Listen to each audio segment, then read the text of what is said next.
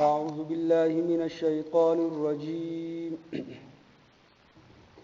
بسم الله الرحمن الرحيم سيقول السفهاء من الناس ما ولاهم عن قبلتهم التي كانوا عليها قل لله المشرق والمغرب يهدي من يشاء إلى صراط مستقيم سورة البقرہ آیت نمبر 142 رکوع نمبر 17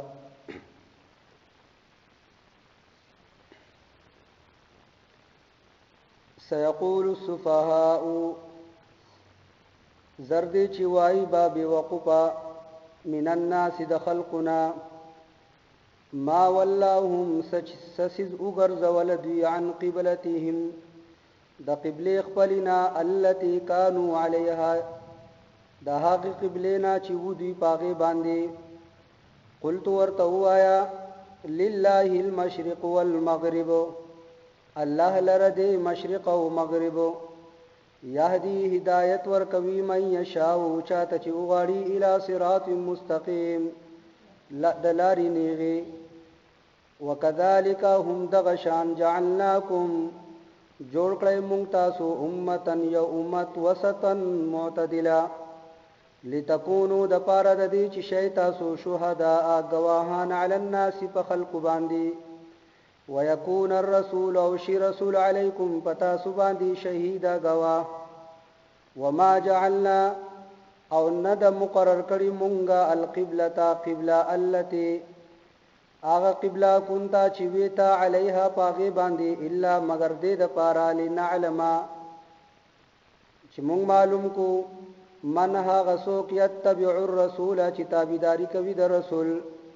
ممن ده هغه چانا ينقلبو چې بیرترا ګرځي علی عقبیه په خپل دوانو پوند باندې وان كانت اگر چې دا خبره لکبیره ډیر ګرانه ده الا مگر ګرانه نه ده علی الذین په خلق باندې هدى الله چې هدایت ورکړي الله وما كان الله ونبي الله ليضيع جزاءك ايمانكم ايمانون الساسو ان الله بشك الله تعالی بالناس فخلق باندې لرؤوف مهربان دی رحیم بخون کړي په دې آیتونو کې الله رب ذل جلال د يهوديانو یو اعتراض هغه ذکر کوي او بیا چې نو دا غي جواب الله بیانوي پیغمبر علی السلام چې کله په مکه کې وو یعنی مدینه منوره ته هجرت نه وشوي نو پیغمبر علی السلام چې دینو دا وی قبله هغه بیت الله و او بعض مفسرین خدا فرمایي چې پیغمبر علی السلام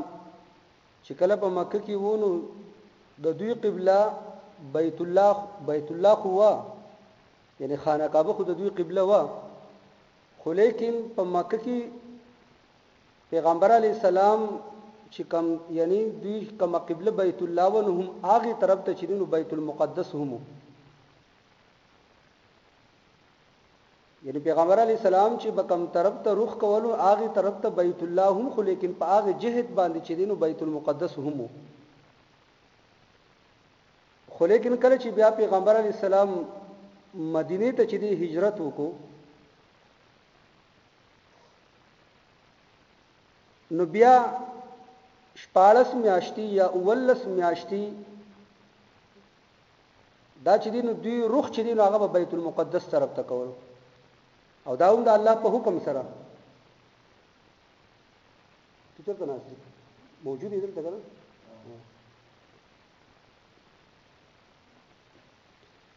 نو پیغمبر علی السلام چې کله مدینه ته هجرت وکړو نو بیا د الله په حکم سره هغه قبله چې دی هغه بدل شو بیت المقدس چې دی هغه وګرځي او بیت المقدس چې دینو دا د ډیرو انبیاء علیهم السلام چې دینو دا قبله چې دغه تیر شي وو بلکې بعضی مفسرین فرمایي چې دا د موسی علیه څه چل دی راته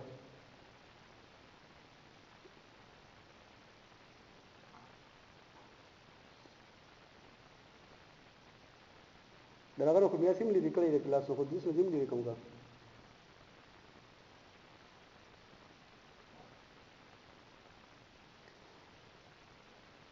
نو بس ور ټول توجه لاړوال وته زه صدر خندا جواب ورکوم په په سبق نو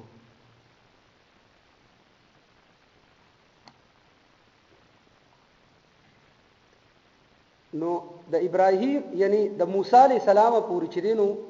دا بیت الله چې دینو دا خو چې دینو دا قبله اصلي ده د ابتدا نه چې دینو دا قبله وا خو بیا د موسی علی السلام نه والا تر عیسی علی السلام پورې چې دا څومره زمانه تیر شوی دا نو دې کې چې دین د انبیاء علیهم السلام او د هغو د امتونو قبله چې واغه بیت المقدس وو بیا چې کله پیغمبر علی السلام چې کله په مکه کې وو نو د دوی قبله چې دین هغه بیت الله و خانه کعبه خو بیا چې کله هجرت مدینه ته وشو د الله په حکم سره چې دین هغه بیت المقدس طرف ته چې بیا به موس کول روح به هغه طرف ته او دا غیم چې مفسرین ډېر جوابات ورکړي چې هغه وجه دا و چې مدینه کې چونکی يهوديانو زه تو دا وکړم نو شه دا بارل تکینل تا ور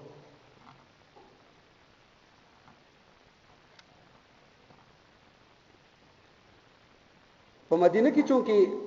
يهوديانو او د يهوديانو چې دینو هغه د خپل انبیاء چې دین هغه پیروي کوله او د هغه بیت المقدس طرف ته بچی دین هغه به روح کولو نو د دغه يهوديانو توجه اسلام طرف ته راړولو د پاره چې دی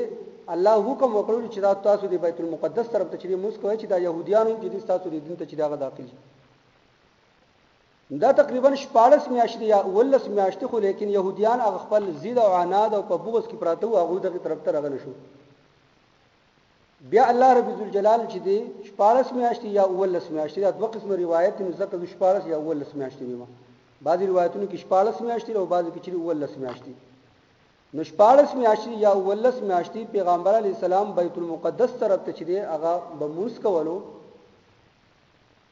نو بیا پیغمبر علی السلام په مدینه کې د بنو سلمہ په مسجد کې چې دی هغه موس کولو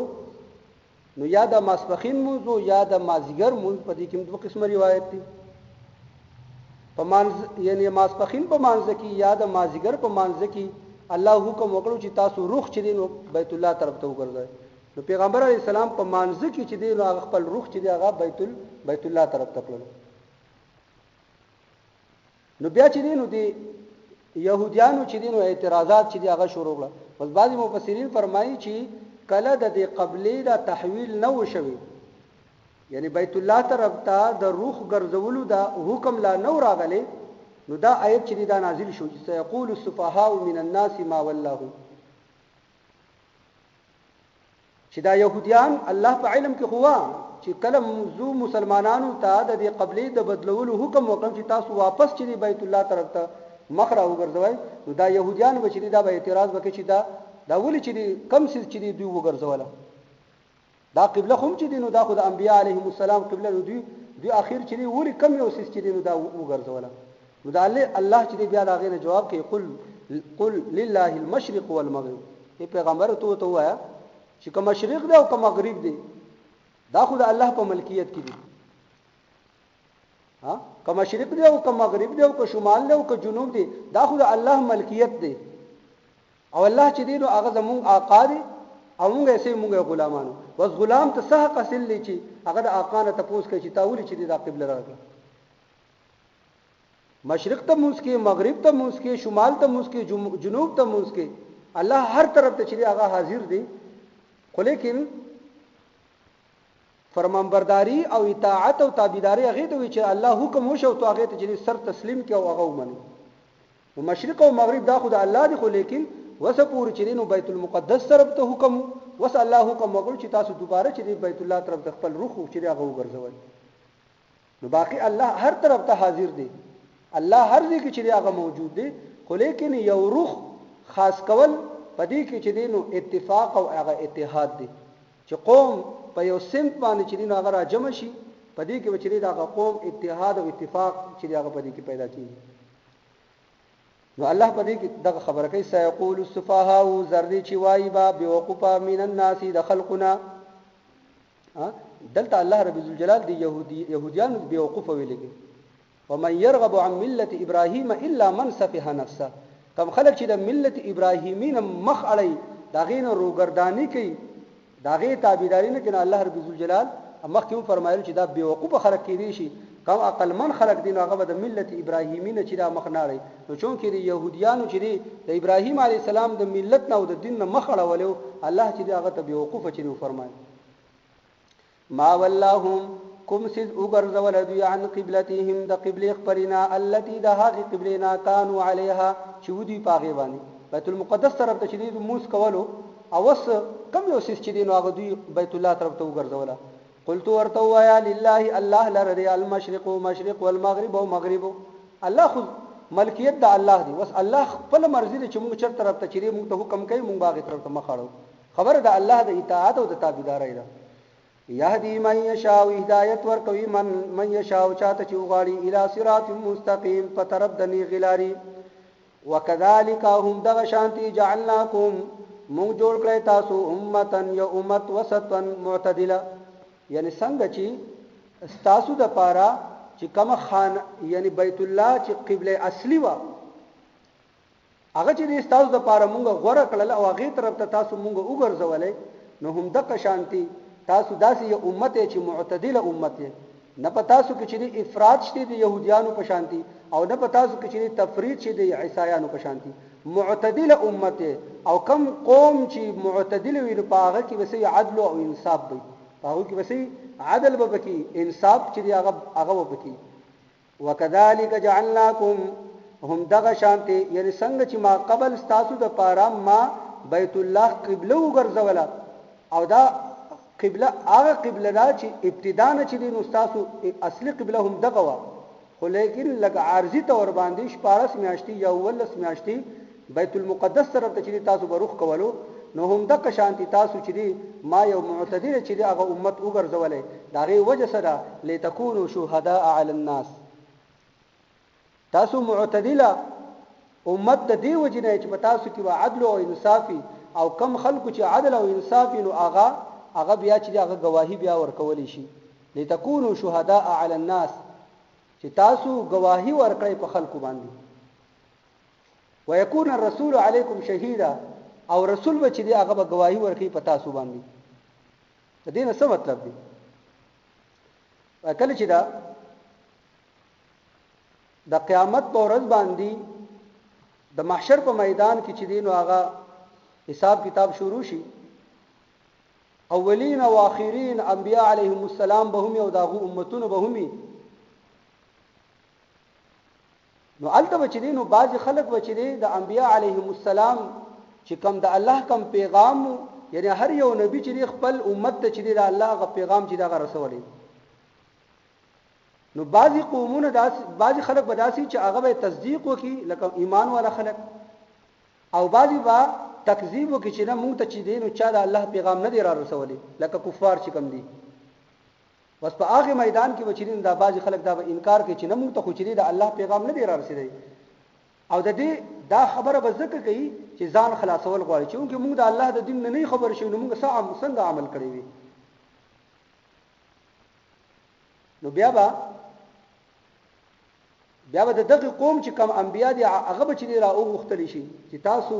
زما پیغام دی خلکو ته نه دی رسول دوی چې نن انکار کوي انبیا علیهم السلام به وایي چې ولې نو موږ دوی ته رسول دي نو تاسو پر دې خبره باندې گواه څوک دی انبیاء علیهم السلام نو چې الله رب الجلال چې گواہی طلب کوي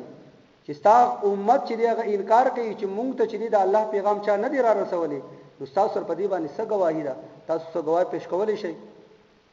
نو مفسرین فرمایي بلکې قران کې راځي چې دغه انبیاء علیهم السلام با د پیغمبر علی السلام امت به چې دغه په گواہی کې پېښ د پیغمبر علی السلام یعنی ما او تا چې کوم امت دي د پیغمبر علی السلام دا به چې په گواہی به پېښ کی په دغه خلکو باندې به گواهی ورکړي چې آو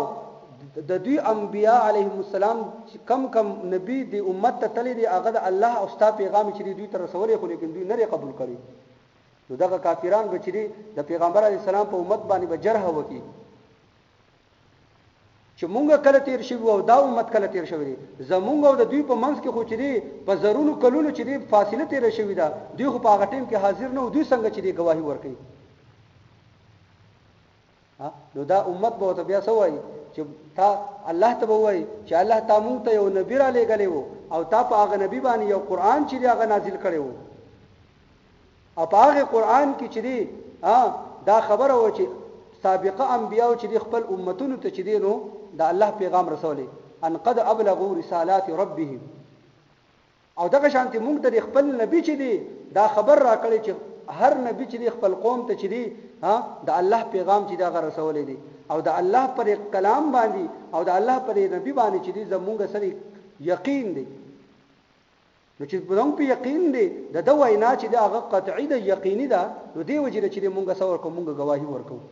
نو دا ځکه الله فرمای چې الله رب ذوالجلال د پیغمبر علی السلام امت معتدله جوړ کو چې معتدله جوړ کو نو دی کې به عدل او انصافي او گواهی د پاره چې عادل سړی پکاروي نو دا امت چې دی نو دا عدل او انصاف والدي دی بچری په سابقه امتونو باندې سو کوي گواهی ورکوي وای کله چې دا امت چې دی نو دا گواهی پیش کړي چې پیغمبر علی السلام موږ ته خبر را رسولي چې او هر نبی خپل امت ته چې دا الله پیغام رسولي دی بیا الله رب ذوالجلال پیغمبر علی السلام راوغړي چې ته د خپل امت باره کې سوي دوی چې را گواهی ورکړي نو پیغمبر علی السلام باندې خپل امت د گواهی سو کی تزکیه وکي او بچو بالکل دا خبره صحیح ده نو دی وجنوي چې ويكون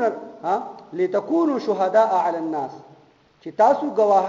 گواهان شي علی الناس په خلق باندې کم خلق چې د قیامت پر ورځ باندې انکار کوي چې موږ ته پیغام نه دی راز په دې باندې بچی دا امت گواهی ورکړي ويكون الرسول عليكم شهيدا او رسول بچی بیا پر امت باندې گواهی کاو بالکل لا خبره بالکل صحیح ده وما جعلنا القبلة التي كنت عليها او ند مقرر کړی مونږ دا قبله التي هغه قبله كنت چې تا عليها پاغي باندې الا لنعلم من يتبع الرسول مگر دا چې معلوم کو مونږه من هغه څوک یتبع چې تابعداري کوي الرسول در رسول ممن دا هغه چانا ينقلبو چې بیر ترا درځي علا قبيه په پوند خپل باندې یعنی دا کم دا ګور اول چې اول خو چې نو بیت الله قبله و په مکه کې چې پیغمبر علی السلام نو بیت الله و بیا چې د مکې نه مدینه ته هجرت وشو نو دلته الله رب ذوالجلال امتحان اغستو د چا د قریش مکه چې کله د بیت الله نه بیت المقدس طرف ته چې دی هغه رخ وګرځیدل په دې ټیم کې الله رب ذوالجلال د قریش مکه امتحان اغستلو ولی چې د بیت الله چې دی دا خو دغه د ابا او اجداد چې دی هغه قبله و نو الله رب ذوالجلال معلومه ولا چې آیا دوی چې بیت الله طرف ته کم دا رخ کوي نو دا دوی د خپل ابا او اجداد او د قومي د قومیت د وجنه چې دوی د بیت الله طرف ته چې رخ کوي کنه دا صرف او صرف زما د رضامندۍ لپاره کوي نو الله رب ذوالجلال چې بیت المقدس طرف ته چې رخ ولا وګرځولو نو دلته د قریش مکه امتحانو چې آیا دوی چې بیت المقدس طرف ته رخ کوي او کنه کوي او کنه دوی وایي چې موږ د خپل ابا او اجداد قبله طرف ته او کله چې د بیت المقدس نه دوباره چې بیت الله طرف ته حکم وشلو نو په هغه ټیم کې چې کم د مدینه چې کم يهوديان او مسلمانان شویو داغه امتحانو ولی چې د هغه مدینه د يهوديانو قبله خو چې دغه بیت المقدس و خو چې کله هغه مسلمانان شو نو الله رب ذوالجلال وس د دوی امتحان اخلي چې آیا دا يهوديان چې وس مسلمانان شوی دي دوی چې د خپل قبله چې اول د دوی دغه قبله و دوی دا پریدي او کنه زما حکم منی او کنه نو الله رب ذوالجلال فرمایي چې مونږ دا قبله زکه مقرر کړل چې په دې کې چې دینو مونږه یعنی معلوم کړو چې کم خلق د الله حکم منی او کم خلق چې دی الله حکم نه منی وما جعلنا القبلة التي كنت عليها او نه د مقرر کړی مونږه دا قبله التي هغه قبله كنت چې وی ته عليها پاغي باندې الا مگر دې لپاره لنعلم چې مونږ معلوم کو من هغه څوک یتبعو چې پیروي کوي الرسول د رسول ممن د هغه چانه یعنی څوک د رسول پیروي کوي او هغه چې هغه خپل قبله دغه سره وګرځوي او څوک چې د رسول پیروي نه کوي او واپس چې په خپل پوند باندې ګرځي مطلب دا دی چې د نافرمانی کوي وان كانت لكبيره اگر چې دا خبره ډیره ګرانه ده یعنی د قریش مکه ول لپاره هم دا خبره ګرانه چې خپل بیت الله طرف ته چې دا غوروخ کول